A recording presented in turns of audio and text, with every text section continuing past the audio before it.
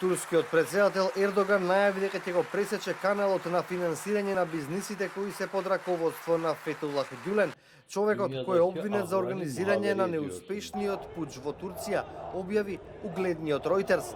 Оваа информација и тоа како ја разбранува македонската јавност по објавувањето на Ердоган на црната листа на непријателски фирми од земјава со турски капитал, фирми кои се под директна команда на Гюлен.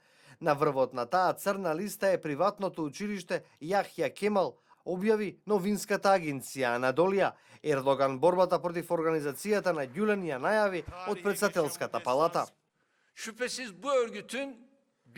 Оваа организација се потпира на бизнис. Еден проект не може да биде успешен ако не се финансира. Решени сме да ги уништиме сите деловни врски, сите приходи и сите врски на оваа крвава организација. Секоја пара вложена во терористичката организација на Фетулах Гюлен е како ставање на куршум во пиштол насочен кон нашиот народ. Во земјава има 7 училишта Јахја Кемал, кои во Турција се водат како сомнителни и помагачи во пучот, објави Анадолија. Оваа образовна мрежа е распространета во неколку држави низ Балканот со околу 40 приватни училишта. Освен од образовниот сектор, Ердоган за непријателски прогласи и фирми од транспортниот сектор, туризмот, здравството и трговијата.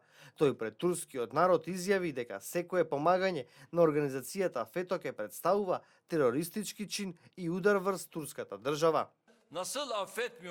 Нема да им простиме на оние кои помогнаа да се финансира тој куршум, исто како што нема да им простиме на оние кои го испукаа куршумот кон нашите луѓе. Во моментот сите училишта, секој дом, секој дел од организацијата е гнездо на тероризам. Сите места за бизнис, добротворни цели, секоја асоциација на оваа организација е терористичка организација.